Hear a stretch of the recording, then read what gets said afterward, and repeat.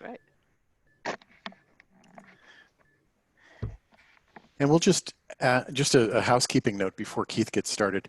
We'll just ask everyone to stay on mute. I have a lot of material to cover, so there won't be a chance to interact until the end. So please type your questions into the chat window. And I'll try to address as many as I can, even if we have to stay late. All right, well, I think I'm gonna go ahead and get started if that sounds good to you. Yeah, why don't we get started so we have a lot of time. All right. Well, welcome everybody. I am really happy you could join us for this second Zoom call with all of our Leica folks who are getting online here. If you haven't already, if you click on Zoom on the gallery view, you'll see the faces of all of our friends in the Leica group that are here today. We have over 120 people online right now. You know, for 50 years and counting, I guess first I should introduce myself. My name is Keith Spirrell, and on behalf of the LHSA president, Alan Weinschel, and Richard Rienio, the executive director, I'd like to welcome you all today. For 50 years and counting, the International Leica Society has continued to be a meeting place for Leica users as well as collectors, and we greatly contribute to preserving the rich history of Leica cameras and the gear we all know and love. Because of support from people like you, we're able to publish the Viewfinder, which is our quarterly journal, extend our enriching photography and education programs like this one, our Ask the Expert series, which is always popular, and supporting emerging photographers through our philanthropy fund, as well as the LHSA photography grant. Our generous sponsors like San Francisco Leica Store and Westbourne Camera today are making this possible for us to do these series of webinars during the COVID-19 crisis, and we want to extend our heartfelt thanks to both of them. In addition to our sponsors, we need your help too. If you're in a position to make a contribution, and if you find programs like this valuable, please donate today by texting GIVE to LHSA, that's GIVETO LHSA, to 44321. Any amount makes a huge difference in our ability to provide programming like this. Another way you can support our community is to invite your friends to become members. We're currently 2,430 members strong, and we're growing every day. Last but not least, if you haven't already, we invite you to connect to us on Facebook, YouTube, and Instagram. You can enter one of your photos to become a fan of the week on Instagram or Facebook. The current theme for this month is Hidden Treasures. All you have to do is upload your photo to Instagram or to Facebook and put the hashtag Leica Society behind it. And then we'll put links to our social media channels over in the chat as well. We're proud of the community we've built with you. We're honored to have you all join us today. And we're really grateful that you've chosen to share your Leica journey with us and for your continued support.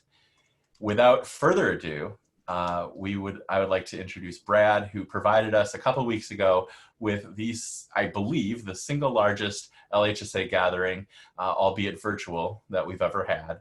And Brad, thank you for joining us today, and we look forward to all of the information you're going to give us about editing in Lightroom. Thank you so much, Keith. Let's see if I can switch over. Are you guys seeing me now? Yes. Great. Well, I want to welcome everybody either back from last time's session 2 weeks ago, or I welcome you for the first time. What you missed last time, if you weren't here, was a discussion of how to organize your photos, get them into Lightroom, and manage them once they're in Lightroom. You may see that video if you log in to the lhsa.org website as a member. There's a link to watching that video in its entirety, and I encourage you to do that if you want a refresher on that information. Just a few things today to keep things rolling. I have a lot of information to impart. Please type in your questions in the chat window. I will go through that chat window at about the 45-minute mark and try to address as many of your questions as I can. Up here in the corner, that corner, it's the link to give whatever you can. Even $10 makes a difference for us. Give to LHSA at 44321. So please do that. And once again, I want to thank our sponsors, Westbourne Camera, a wonderful place to both buy and sell your Leica gear. They purchase quite a bit of used gear, and Leica Store San Francisco and Sean Craner with that group, and we sincerely appreciate their support and help, and that makes this possible for us. So thanks again. I'm going to jump right in. I have a lot of information to cover, so I'm going to begin by sharing my Lightroom screen. And Keith, I just want you to verify that you can see that. Oops, I was on mute. Yes, sir. Okay, great. And for everybody else, please, if you can, stay on mute and type in your questions in the chat window. So welcome to the second session out of 4. Today we're going to cover photo editing. The next time, which will be exactly 2 weeks from now, and that is now posted on the lhsa.org website. The next session will be using plugins in Lightroom, including Silver Effects Pro and some others that are big favorites of mine. And then our final session will be bookmaking with, and not the betting kind, sorry, William, bookmaking with Lightroom and using Blurb, their designated print service. So today we're going to talk about editing. I'm not going to talk a lot about organizing with Lightroom. So the way you edit photos in Lightroom is wonderful, because Lightroom is a non-destructive application. What that means is that your original files, whether they're RAW or JPEG, are left alone, and the changes that you make to your file are applied in a little file that sits right next to it, kind of invisibly in the computer. And those changes are applied to the image and then reflected on the screen. But your original, your negative, your digital negative, isn't actually changed. So that's something different from Photoshop, where changes in Photoshop can actually affect the original file, and you end up doing a lot of save as new versions as you go. Also, the layers in Photoshop itself, if you get a lot of layers on a large file, you can have a single image that's gigabytes in size. Lightroom doesn't actually use that method, so the files don't actually grow in size as you edit them. So the way you edit photographs in Lightroom, and I have a sample of photographs here that represent different challenges, is first of all, in this grid view, you choose the first photo to edit, and you can double click that photo. And you can see I took this a long time ago with the Nikon D1X in Italy. So the way you edit this photo is, if you look on the right-hand side, these are the controls we're going to use. It's showing the metadata right now for that image. But one thing you'll see probably in your copy of Lightroom is a whole set of quick develop settings where you can change white balance, and you can sort of use the arrows to change a basic set of exposures. But I would recommend for you not to use those basic controls. Instead, we want to go to the develop module. These are the modules of Lightroom. We want to use the develop module to actually change the photograph. So this is a histogram, which displays on the left-hand side black levels, and all the way to the right-hand side white levels. And you can turn warnings on that flash or color.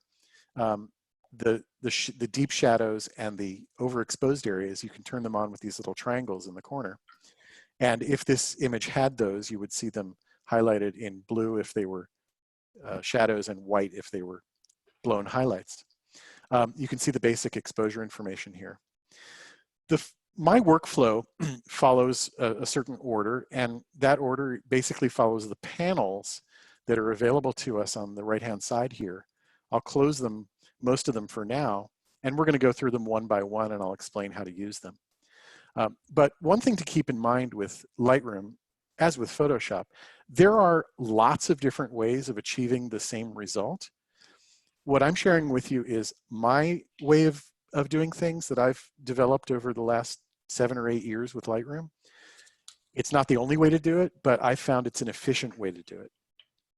One of the things that I come across when I talk with students about using Lightroom is there are so many controls. How do I know which one to use? And they all seem to interact with each other. And I'll give you kind of a philosophy of how to go about doing the image editing as we get into that I hope will help you. The first thing that I typically do in Lightroom is I do a crop if necessary. So the crop tool, we're going to first cover this set of tools right here. The crop tool is the dashed rectangle. When you click on it, it gives you a crop mark. You can drag the corners. And if you see the yellow lock here, that's the aspect ratio of this image. It's usually locked to the original aspect ratio. So if it was 4:3, it stays 4:3. If you want to go from landscape to portrait, keep dragging the handle until you get to, actually it works better with the top handle, a place where it will actually just snap into place, and then it becomes vertical. So that's how you go from landscape to portrait in the easy way. And if you don't want it to preserve that aspect ratio, unlock that little gold lock, and now you can drag those corners anywhere you want them to go. Or you can drag the edges, or you can use the hand to drag the photo underneath.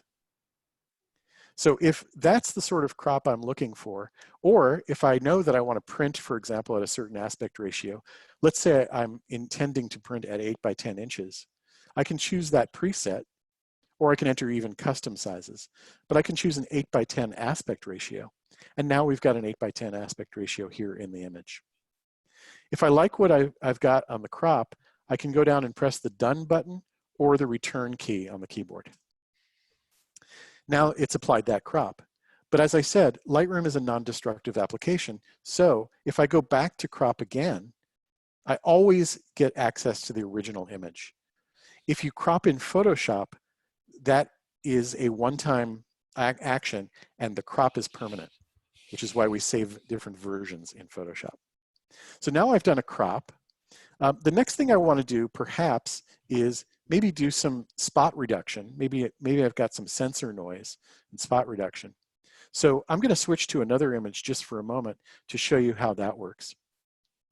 This is not my photograph, but it's one I found in Wikimedia when I looked up the term sensor dust. Now we've all had problems with sensor dust, and you can see them here. And removing them can be tedious, but Lightroom makes it easy. So one of the tips I'm going to give you here is how to remove sensor dust really quickly. So this is the spot removal tool, this circle with the arrow in Lightroom. If we click on the spot removal tool, we get a brush, if you will, a certain size. You can change that size by using the sliders or the square bracket keys on your keyboard. Left and right is up and is larger and smaller. And you can go through one by one and click on these spots if you can easily see them. But Lightroom actually has a tool to make it easier. It's down here underneath the photograph. It's called Visualize Spots. And this is something that came about a couple of years ago in Lightroom. When we click on it, we get this very strange image view of your image. But if we use the slider to move things back and forth, you can see at one point, certainly the clouds show up, but there are objects on the screen that look like small rings or donuts. You're almost guaranteed that if it looks like a ring or donut, it's a dust spot. So in this mode, you can actually go through here and click on those spots in this mode. It's very easy because they're highlighted.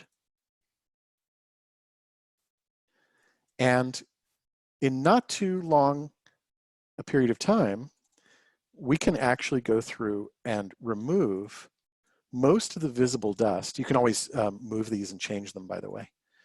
We can go through and remove most of the visible dust. I want to stay away from the clouds because they probably, it's not dust that we're seeing, it's clouds. And now, if I'm happy with that, I can turn off Visualize Spots. there's one big one right there, that dark one. So I'm going to actually take care of that one too. And when I'm happy with it, I press the done button. And now I'm back in the image, and I have removed most of the visual spots of those dust spots. I can see a few more remaining. I can go back and do the same thing again. And that's an easy and quick way to remove spots in your images. Now, you can actually do that if you've taken a whole series of photographs with the camera, and the same dust spots seem to appear in all the images during that session because the dust didn't move around that much. You can actually apply any change you make in Lightroom as a batch to the rest of your images in Lightroom that you select. And later on, I'll explain how to do that. It's the sync command that you'll see at the bottom of the adjustments panel here. So that's a dust removal process. Let's go back now to our first image and think about editing that we might want to do. So I'll go to the develop panel again and think about some global changes that I want to make to the image. The rest of the tools here, this is a red eye reduction tool, a gradient filter, a radial filter, and a paintbrush filter. Those tools all apply to specific or local areas of an image. My workflow is to do global changes first, and then come back and do specific changes. So I start in the basic panel, and that gives me basic control over white balance and exposure, contrast and otherwise, in the image. The most useful tool here is actually the white balance tool.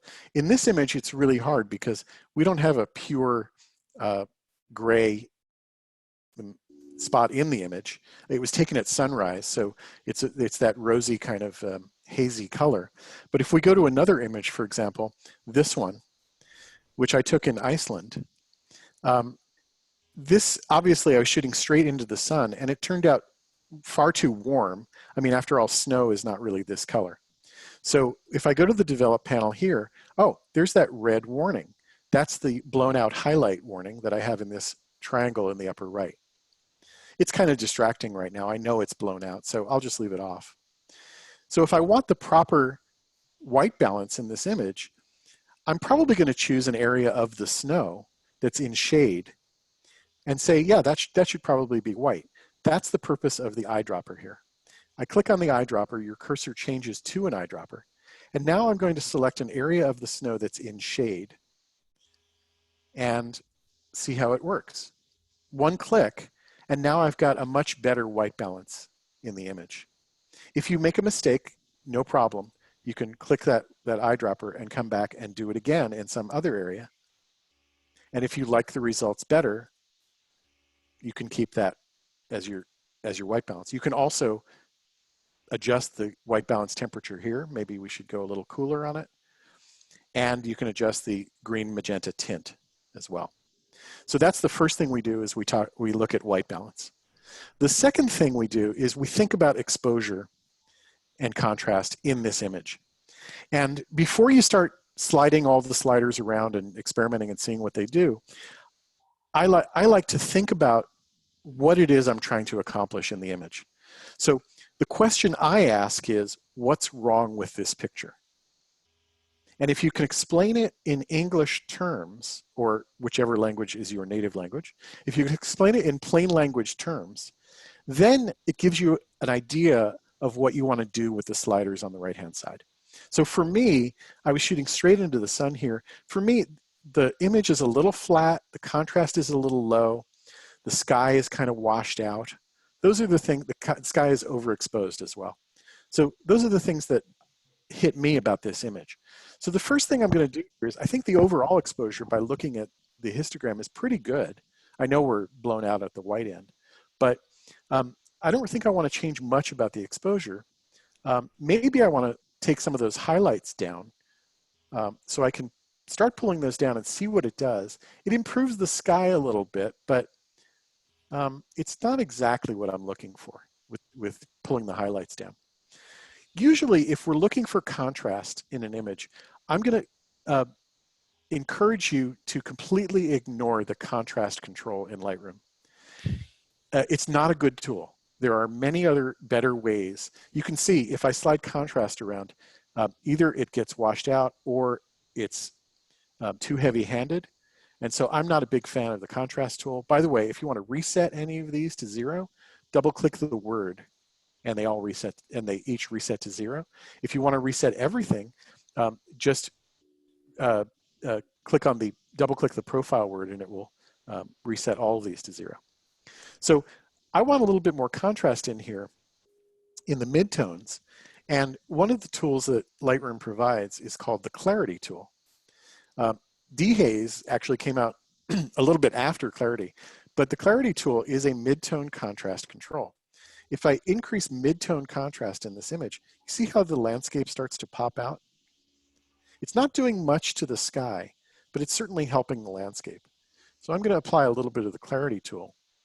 And another tool that Adobe has given us that's, I think, miraculous is the dehaze command. This works especially well on landscapes. I would avoid it on portraits. It's not kind to portraits. But on the dehaze command, if I slide it to the right, it's going to almost miraculously give me that rich sky that I'm looking for. You can see I've got some dust on the sensor as well. That rich sky that I'm looking for. The other thing that dehaze does, which I think is a side effect, is it lowers the exposure and it increases the color saturation of the image. So if you were happy with the exposure to begin with, using dehaze requires you to actually kick the exposure up just ever so slightly after using dehaze. And the vibrance and saturation. Vibrance is I would say, a gentle way of controlling color, and saturation is a more heavy-handed way. The vibrance control, you can really pump it up or take it down subtly. Let's say we'll just keep it up there a little bit like that. The saturation control actually controls all colors simultaneously. The vibrance control is actually better for portraits and skin tones.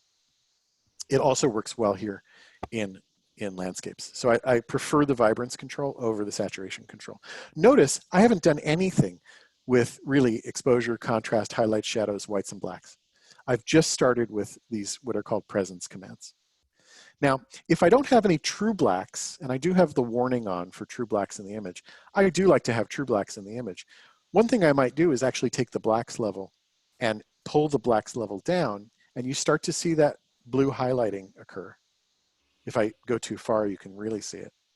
But I do like to have some pure blacks in the image. And so getting those down so that you get just a little bit of warning is not a bad idea. You can turn off the highlights if you like. You don't want to go the other direction. You don't want to have a lot of blown out highlights except for the sun, obviously, in this image. Because when you go to print this image, most printers will not lay down any ink in a place that has the red highlights. And by not laying down the ink, you're going to get a strange reflectivity on the print. Canon printers have actually a clear coat, and Canon printers can lay down that clear coat in that area so you don't get that strange, it's called metamerism in the print. Okay, so I'm going to turn off that warning again. So now we've done some basic editing on this image. I think it's greatly improved from where we started. One way to tell, by the way, is if you like to go back and forth, let's go back to the grid for a second. This is the image that I've just edited. Adobe Lightroom allows you to make a virtual copy of your images in one click. So if we right-click the image, I can create a virtual copy, and I recommend doing this. And now we've got 2 copies of the exact same original on your hard drive. And if we go back to the first one, and I reset all the changes that I made on the first image by using the reset button in the lower right, I can see the original image, and the next image in this film strip down here is my virtual copy. And that's the image with my changes. So I can easily go back and forth from one virtual copy to the next and actually see the effects of my changes. They don't take up any more space on the hard drive, so you can create as many virtual copies as you like. In fact, if we want to do this again and create another virtual copy, I'll go back and take this one and do another virtual copy. If I want to see how this image looks as a black and white, there's a quick way to do that. Go back to the develop module. Right up here at the top of the basic panel is a toggle between color and black and white. And if we click black and white, it gives you a very basic, not very good black and white image, which you can change. You can go through and make all the changes that you like in this black and white mode. Or you can choose one of their profiles that's built in. And they have lots of different profiles that are now built into Lightroom. I clicked on profile there. If I go to the black and white, they have 17 different black and white profiles that are built into Lightroom. And as you roll over them, you can see the effects of those. They're pretty good, not bad. We're going to go over next time Silver Effects Pro, which is the method I prefer for making black and white images. But if we choose that one, for example, we can see what the image might look like as a black and white image. If I go back, I can see the original. And if I go back one more, I can see my changes. So now I have 3 virtual copies, actually 2 virtual copies and the original copy of my image. But again, they're just virtual. They don't take up extra drive space. All right, so we've used some of the basic controls here. Let's go on to some of the other images and see how we can use the basic controls. Here's an image I took in Portugal in the Douro River region where they're actually stomping on the grapes for port. And I like the image, but I don't really like the exposure that I got on the image. So I'm going to go back to the develop command or the develop panel and say, you know, what's wrong with the image? Well, I think it's underexposed in most areas. And maybe it's got good color saturation. Maybe it's just underexposed. And I can see that from the histogram as well. So I'm going to start with the exposure control, and I'm going to slide that to the right and see how I get. Well, that's actually not too bad. Just with one command, I was able to bring that image up out of the shadows, and Leica cameras obviously are very good at that. So I've got now an image that's pretty darn good. By the way, the grapes were really that color and really that saturated. Now there's other things I can do to this. I think the exposure of this guy in the back is not really the same as this one, and I'd like to bring him up a little bit more. But that's more of a local control, a local change. And we're going to get to local changes pretty soon. Let's look at some other images. Here's another image from Portugal. Again, not a bad image, but certainly underexposed. If I go back to the develop module and use the exposure control, yeah, I'm starting to get some of the detail that I want in the grapes. A lot of it is still in deep shadow. So I'm missing detail in the shadows. So that's an indication that I might want to use the shadows control and boost the exposure in the shadows. See how that starts to come out? I don't want to go too far because the image starts to look flat. So I want to boost the shadows just ever so slightly. And I'm seeing some of this is a little bright and taking my, my attention away from the grapes. So I'm going to look at this as a highlight and see, maybe I want to pull some of the highlights down a little bit. Yeah. So that kind of pulls the brightness out of that white area. If that doesn't do the trick, by the way, you can look at the whites slider and see maybe the whites slider is the right one. It's often the right one to use instead of the highlights slider. So either way, I think that's a better image. All right, so now we're getting into using some of these. Let me caution you about something. There are some people out there using Lightroom who, by instinct, take the highlights and pull them all the way down and take the shadows and push them all the way up. And what you get when you do that is kind of an HDR look to your photographs. So here's an image that's a pretty reasonable exposure. And what a lot of people do is they take the highlights and they pull them way down so they get clouds. And they take the shadows and they pull them way up. And the image, to me, looks really flat. So I'm going to caution you, try not to do that in your images. Try to be more gentle with those controls and try to use some of the other controls as you're doing it. All right, so those are our controls in the basic panel. Again, I'll get back to the local controls. Let's go on to the next panel, which is the tone curve. Now, this is a holdover from the Photoshop days. If you're a Photoshop user and you love using tone curves, by all means, this is a very powerful way to edit your images. But it's a very time-consuming way to do it. unless you're experienced with it. I'm going to recommend the following shortcut. Try some of the presets. This point curve down here says linear, medium, or strong. It starts with linear. Try medium and see if you like what it does to the image.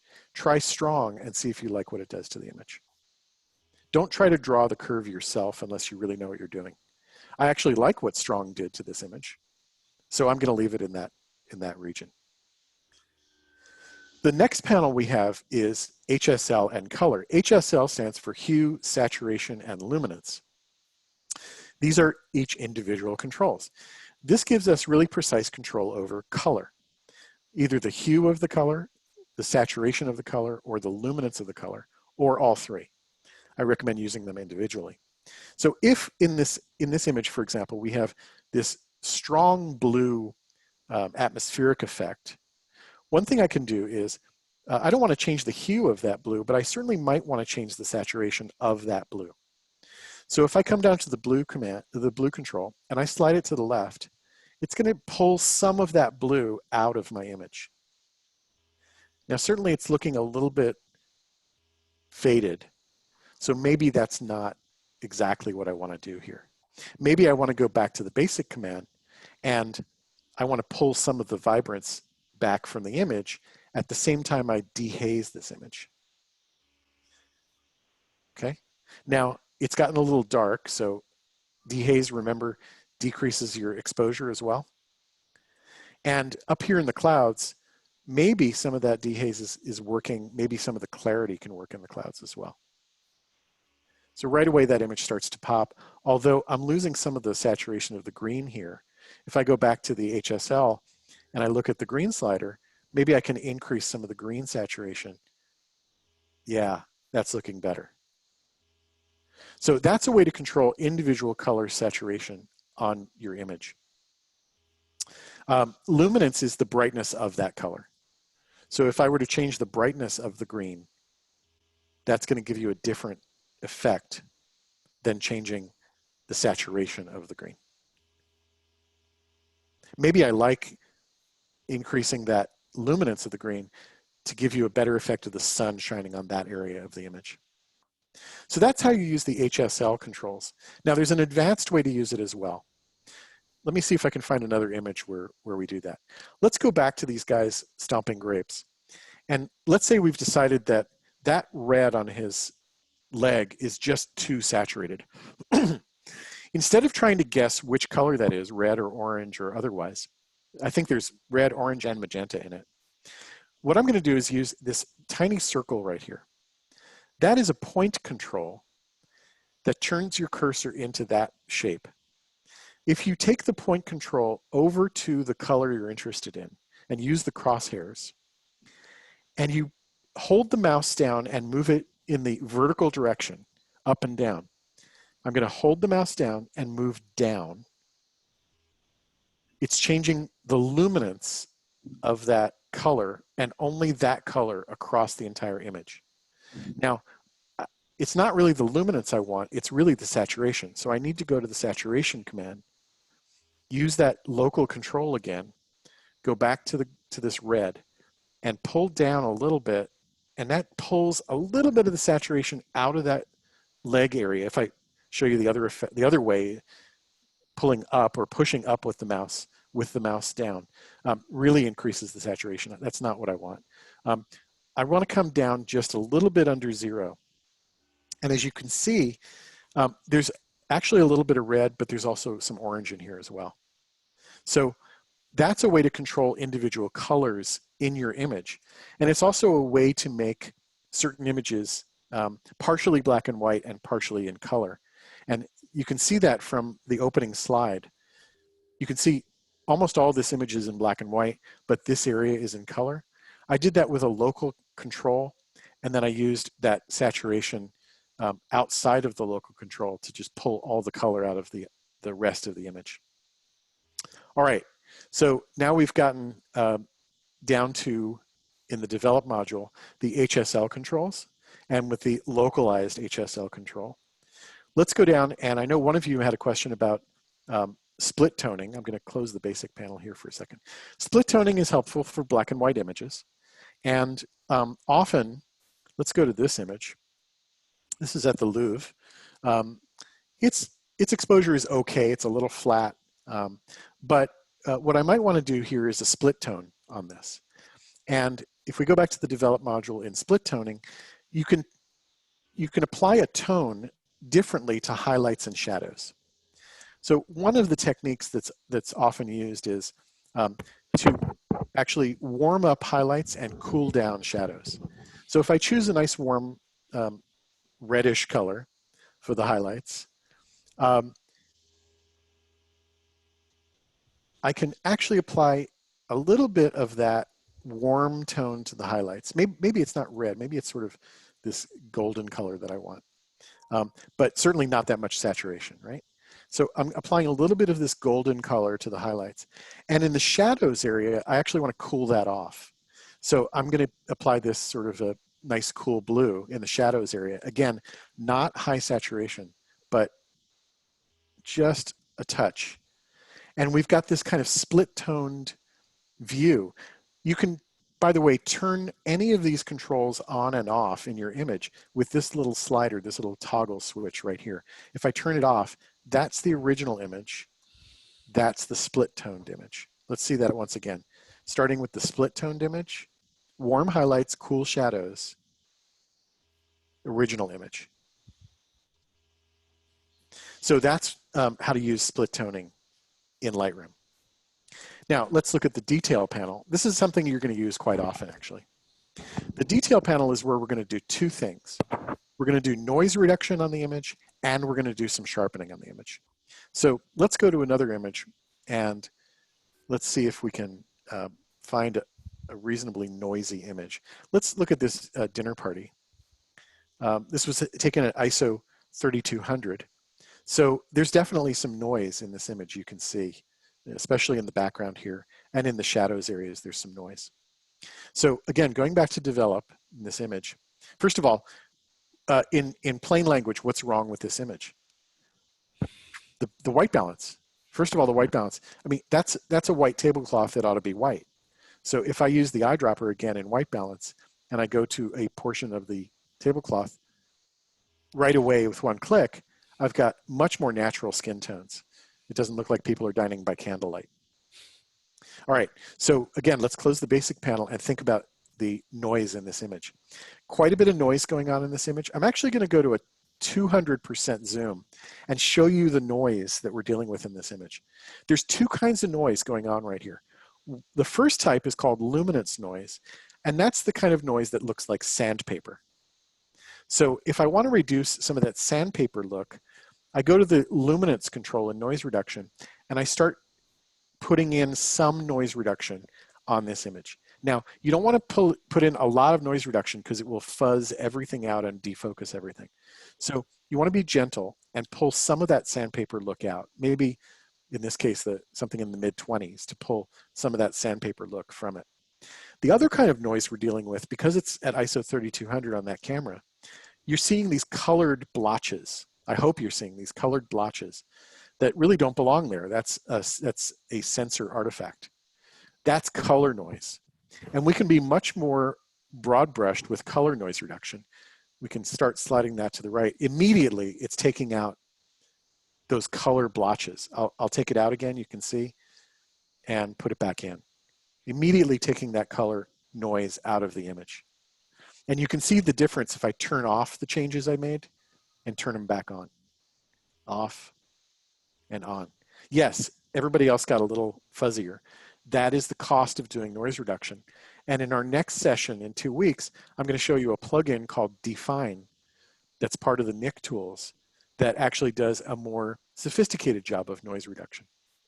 But for now, we're going to use noise reduction across the image universally and get rid of some of that sandpaper and certainly all of that color noise. Now, I've sacrificed some of the sharpness in the image. Certainly that's not very sharp. So what I want to do now is put some of that back by using the sharpening command. Now, if we just go ahead and put in full sharpening, what happens is it sharpens every pixel in the image. And we've all made this mistake, and it doesn't look very good.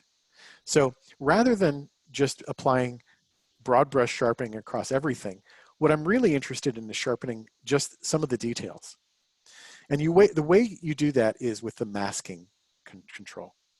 So this is, if I start to put in, by the way, at amount 0 of sharpening, you won't have access to masking. You have to put some sharpening in. And now if I start sliding masking back and forth, it's really hard to see what change it's making.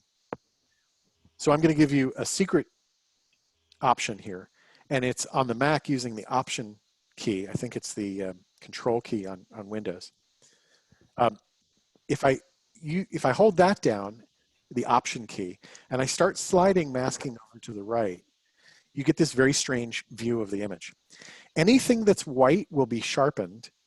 Anything that's black will be left alone. I don't want to sharpen, big broad areas. I want to sharpen details. So I'm going to take the masking pretty far up just so I get edges on the things I'm interested in. Now you can release that Option key, and now you can put in quite a bit more sharpening than you did in the past, because really we're only sharpening those details. This really becomes key when you're sharpening portraits. Let me switch over to another photograph. So here's my son in Costa Rica. Obviously terrible exposure. Perhaps we can just pull up some of the exposure here, maybe pull up some of the shadows. And unfortunately, we've got this, he was sunburned, by the way, but not that much. So I'm going to pull some of the vibrance back out of the image. And if we go into a 1-to-1 zoom, by the way, you want to do sharpening at 1-to-1. It's got, again, color noise and luminance noise. So I come down to the detail panel. I'm going to take out some of the color noise, or all the color noise. I'm going to take out some of that sandpaper detail noise. But I want sharpening back in the image. Now for faces, what we want is to sharpen eyes, nostrils, and the edges of the mouth and the eyebrows.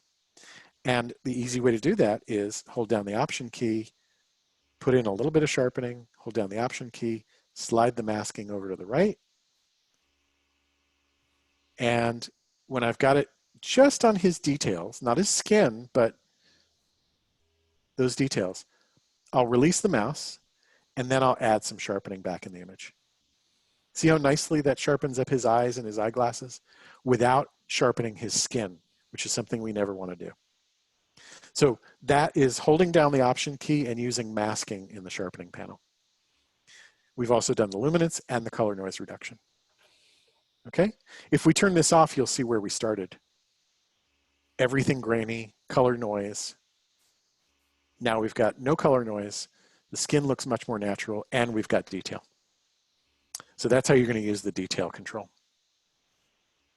Coming down further, we've got lens corrections. And for most of us, we're not going to be using these lens corrections very much because Leica cameras are so good and Leica lenses are so good.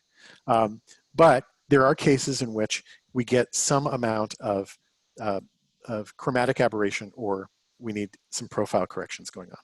Let me actually show you an example of another photograph.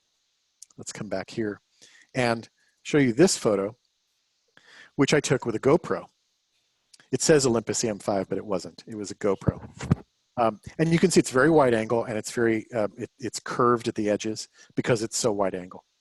If we go to the Develop module and we enable profiles, we can actually tell it to set auto if it knows what camera, and it didn't in this case, but we can set it up as a custom profile and tell it, hey, I was actually shooting this with a GoPro, and it was actually a GoPro Hero 5 black.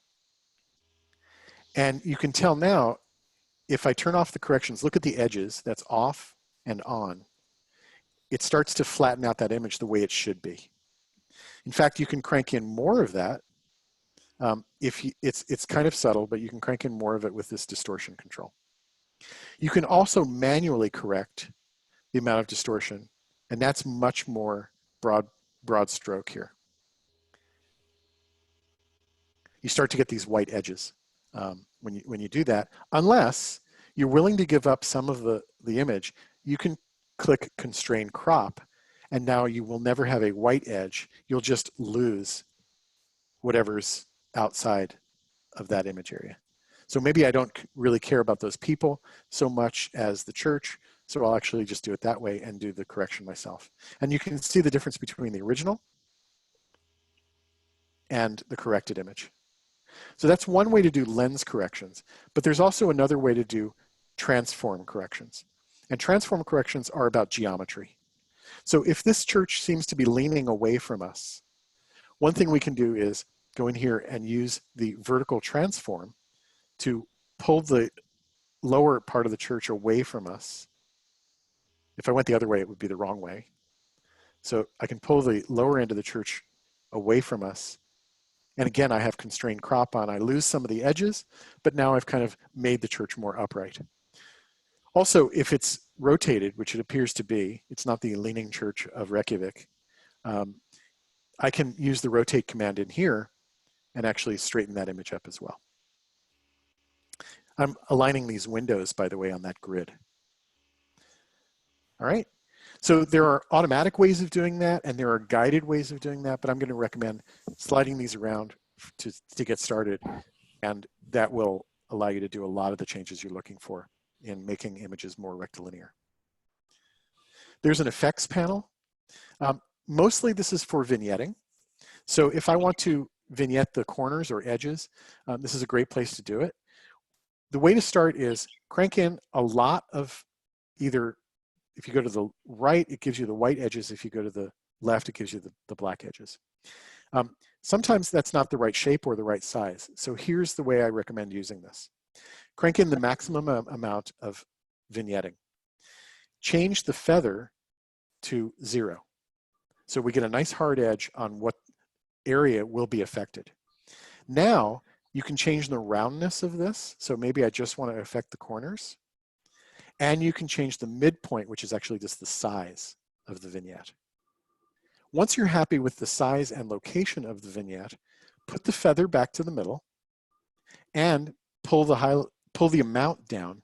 So now we have just subtle vignetting at the corners. I'll turn it off and back on. So once again, crank in a whole bunch, take the feather to 0, and change the geometry before you reset those. You can add grain to your images if you want to. It's not something I typically use. The calibration is not something we'll go over today. It has to do with setting the way that Adobe processes images, and you basically want to leave it on the current setting. So we've gone through the basic commands pretty quickly, and what I didn't do is show you the local controls.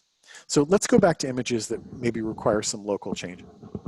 So let's take, for example, this image, I'll make it in Iceland, and we'll go to the develop panel. What's wrong with it? It's underexposed, certainly. So I'm going to increase the exposure. The white balance, it's a little bit cool. Maybe I want to use that white balance control and click on the snow and see what happens. Yeah, it's better, but I think it went too far. So I want to slide that back to the left a little bit. It was that wintry day, so the sky was quite blue. Maybe I do want to get some of that blueness in there. So maybe I want to use the dehaze control and get a little bit more saturation in the sky. Now, one thing I'm losing here is any detail in these people. So rather than try to pull those out by using the shadows control, I want to make a local change to the image and really focus on these people in the image. I can do that in a couple of ways, but the most accurate way to do it is to use this paintbrush.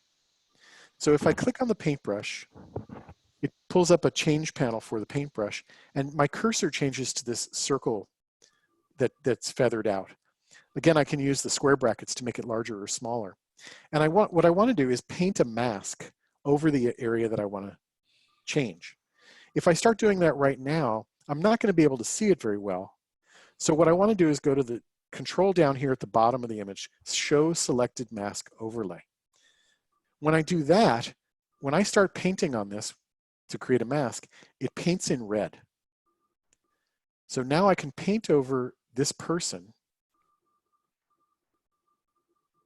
these two people, and create a mask that covers these two people. Okay? Now, if you go too far, let's say we go out here, you can use the Option command to change the cursor to a minus and paint as if you were erasing. Okay? So now, that's where we're going to make our changes. I can turn off the control at the bottom because I don't want to see that red. I want to see what I'm actually doing. And when we come back over here, we're actually on the mask. What I want to do is maybe increase the exposure of those two individuals on the mask and maybe boost up the shadow levels on them as well. Now, they look a little bit oversaturated. So I'm actually going to take the saturation of them down just a little bit. And now, when I'm happy with my results, I click Done. And now I can see that I've made a local change to the image instead of making a global change. If I come back to another image, let's come back to this image, which is in British Columbia. And I've got this sort of washed out sky. Well, maybe there's a way to save that. So one of the controls we have is a gradient filter control. So the gradient filter is this rectangle. And what we want to do is use the cursor to start just off the top of the image in this case. We'll start over here. And holding the mouse button down, we want to pull down, and you get 3 lines. So I'm going to pull down to cover most of the sort of sky region. And what it shows me is that the bottom area will be faded to 0, and the top area will be our mask. I can see that if I, again, turn on that mask overlay. Whatever's, in this case, pink, gets the most amount of change, and whatever's, it fades out as we go down. So now we have a mask, and I can apply, for example, the dehaze control just on that masked area. Now, that's all the way. That's a little too much. So I'll apply some of the dehaze, and I think what it's done is put in too much saturation. So I'm going to pull some of that saturation back out as well, because what I'm looking for really is just cloud detail. So that's the way to use, when I'm happy with it, I click Done. That's the way to use that control. If you want to change it, by the way, go back to that control, and you see that gray dot. If you click on the gray dot, you've got access to it again. And you can put as many of these on an image as you'd like. The same is true for the radial control. If we want to make a change to a local area, let's say I've got this image, and I like the darkness of it, but maybe I want some more detail in this area so that I can see that building in the background. So I'll use the radial control, which is just a round or oval version of that other control. And I'll go to the center. Oops, I clicked it twice. I go to the center and I pull out an oval. You can move it if you like. And in this case, what I want to do is maybe I want to do a clarity change. Oh, look at that. It's working outside the oval instead of inside.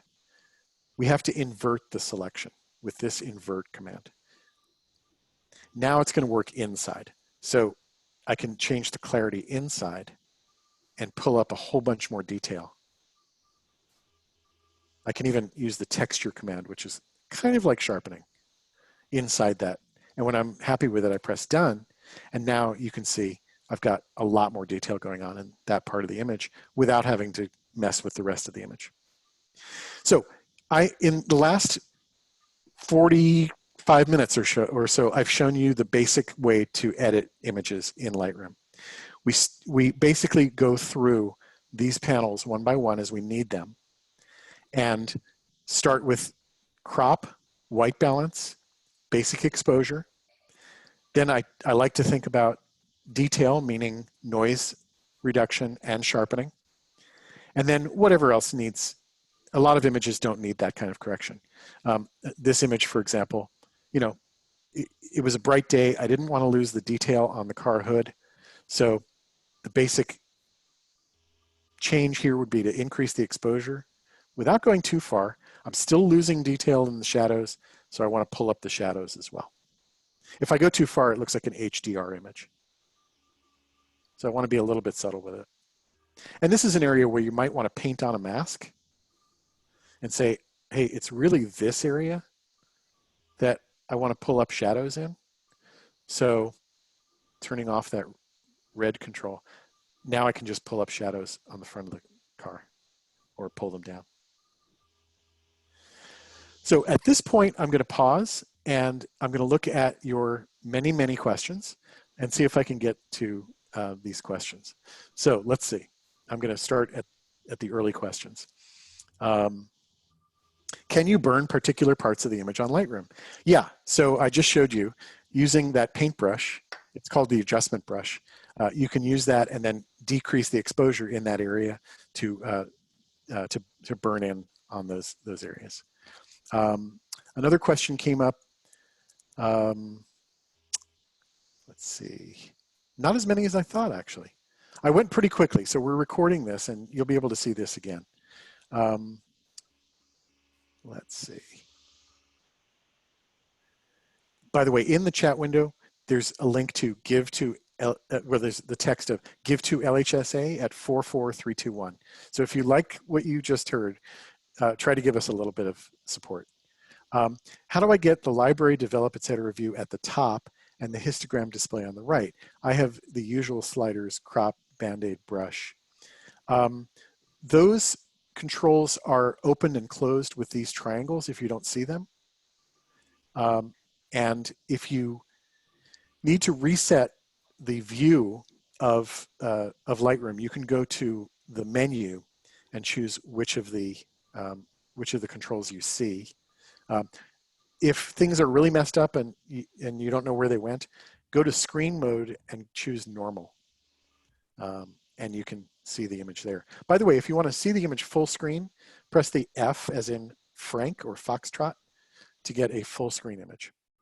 And F again takes you back. Why select an area in the shade for white balance? Why not just select white? Well, the reason is that because these images are composed of R, G, and B pixels, it's the balance of those red, green, and blue pixels that establishes white balance. If we try to choose something in the pure whites for white balance, let me finish that control and choose white balance. If we try to choose something pure white for white balance, you can see the numbers at the bottom of that, that block. Red 96.2, green 96.5, blue 97.3. If it's too bright in the image, like here, they all max out at 99.9. That means there's no data there for Lightroom to adjust. They're all the same. So if I know the car is white, I'd rather pick something that's not pure white, but just shy of white, so that there's a different balance between red, green, and blue, and therefore it can pick a white balance.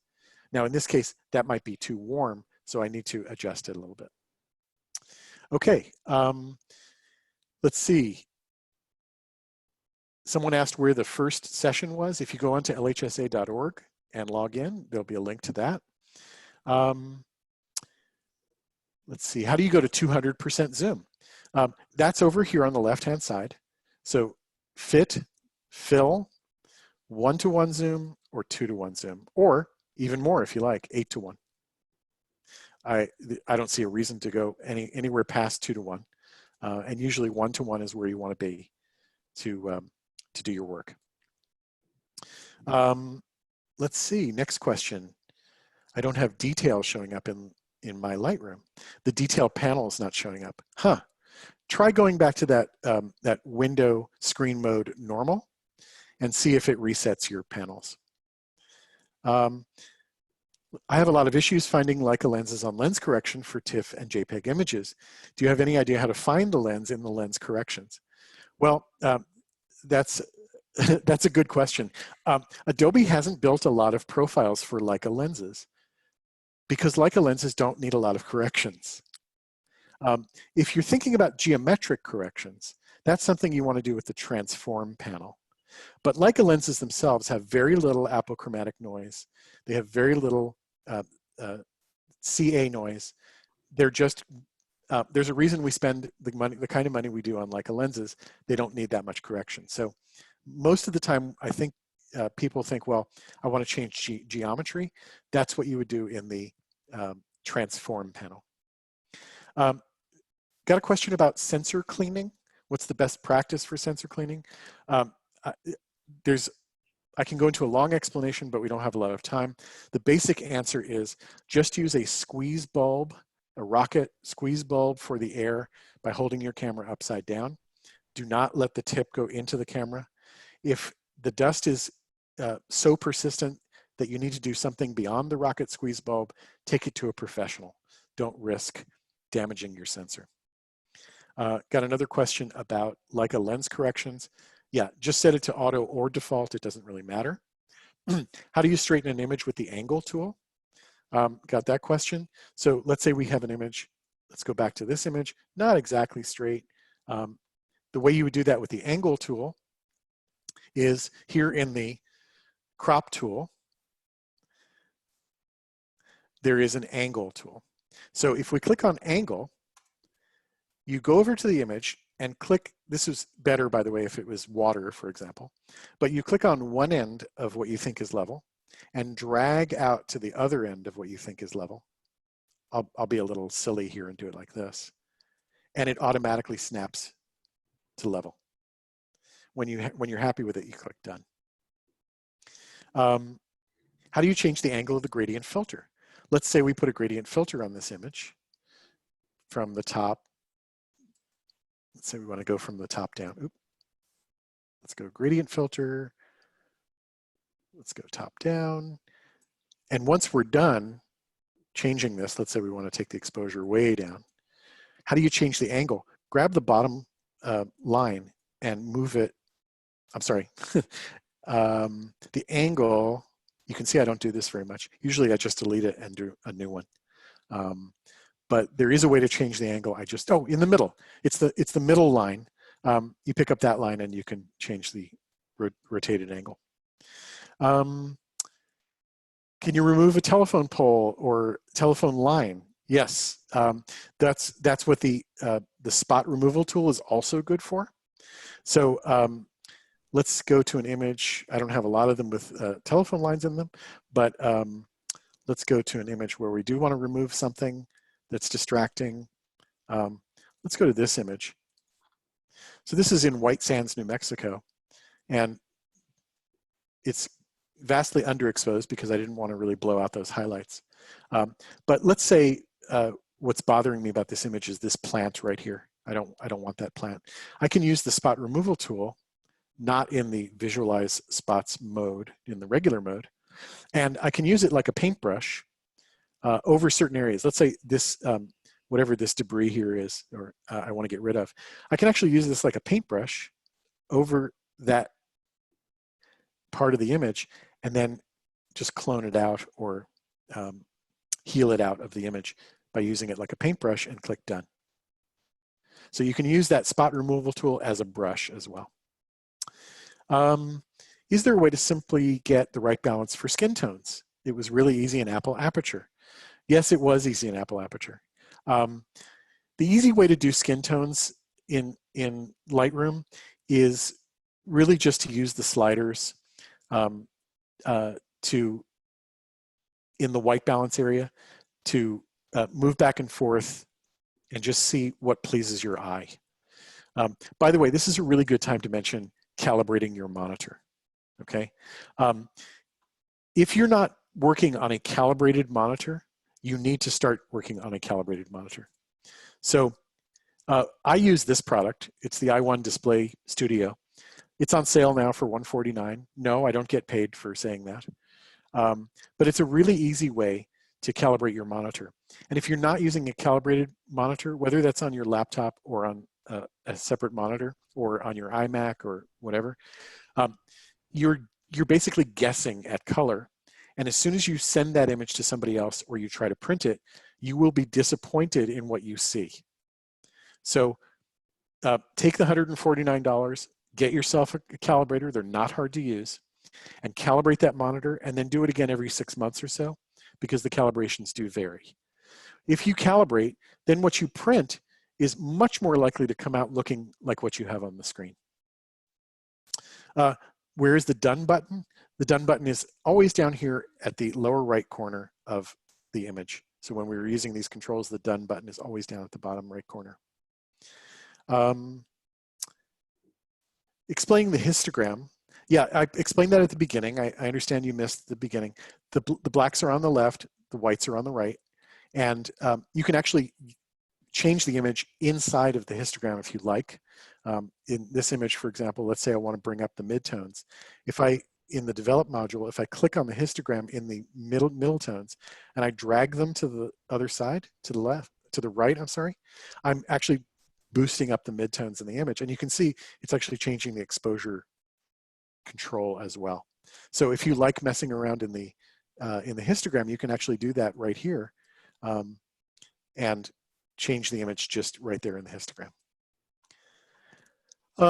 Let's see. Should you always try to eliminate clipping? If you can, try to eliminate the highlight clipping. The shadow clipping isn't as important because when you print that image, you are going to get black ink in that area. And a lot of images need to have deep black areas.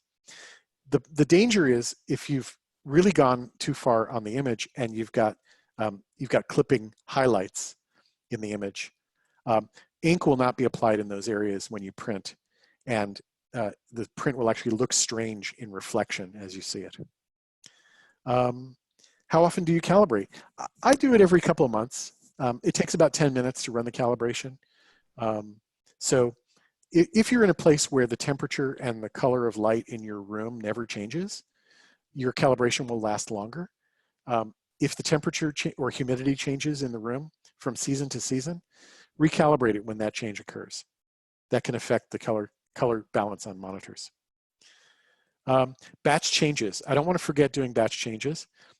Let's say we got to that, let's go back to this image, and we got rid of all those spots, okay? And now, let's say I took all the images in this group with the same camera. They would, in this session, probably have the same spots. So if I go into the develop panel here, and I've done my spot removal, what I want to do now is apply that to a bunch of images. So the way I do that is I go into this grid and I click on the other images to which I want to apply that change. And I hold down the command key and I click on the images that I know I took with the same camera in the same session. And I say, I want to change these other 4 images. I want to get rid of those spots. Down here on the right, there is a sync settings command. Not sync metadata, but sync settings. Sync settings allows us to, I'm going to start by checking none, allows us to apply any change we made to the first brightly highlighted image. Any change we made to that image, we can now apply in batch to the other images. And in this case, I want to do spot removal. So when I click synchronize, in the blink of an eye, those spot removal steps I took in that image are automatically applied to the other images. Now I'm kind of fudging here because I didn't take those images with that camera, but I took a whole bunch of images in the desert here and you can see spots on my sensor. So if I want to apply those spot changes, I click and I change the first image.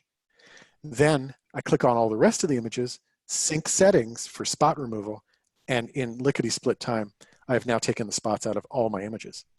You can do that with all of your changes. So for example, if I got the white balance exactly right on an image, and I did this under the same lighting conditions during a session, let's say I did 100 desert photographs, I can apply the white balance as a sync setting and change the white balance for 100 images. These sync setting commands came in really handy when I was a professional sports photographer shooting games indoors. The lighting never changed. So I would change the first image and then with white balance and with spot removal and apply that to the other 2,000 images I took for that game. Okay, I know we're running a little bit late, but I'm going to try to answer the rest of your questions. Does Lightroom have a technique for cushion distortion. Yes, it does. That is the transform. You can, actually, I'm sorry, it's in the lens corrections distortion control that controls pin cushion distortion. Let's see. Key features that I love that are not available in Lightroom 6, the standalone version.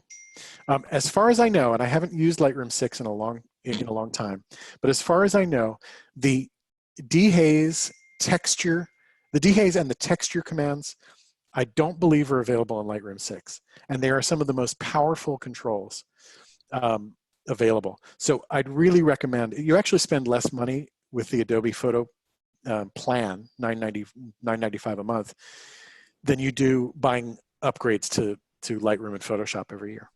So I highly recommend switching over to Lightroom Classic, not Lightroom CC, but Lightroom Classic. Let's see. What did the temperatures show? These are shown in Kelvin. Yeah, you can, this is pluses and minuses. You can set it to show in Kelvin. I like to eyeball this because I know my monitor is calibrated. So I like to do it with not necessarily what I think the lighting was, but the way the image pleases me. One of the shortcuts in the develop mode is the backslash button to see the before image. So if we hold down backslash, which is just above the return key on the Mac, if you hold down backslash, you can see the before and the after. Thank you for mentioning that. If you create a virtual copy, where do you save it? You notice there's no save command in Lightroom. There doesn't need to be. Lightroom is always saving. And because virtual copies don't take up any extra space, these 3 images are actually one image to which different changes have been applied. So you don't have to worry about save as, you don't have to worry about taking up hard drive space by doing it. Let's see, I think I covered iDisplay and calibration just briefly.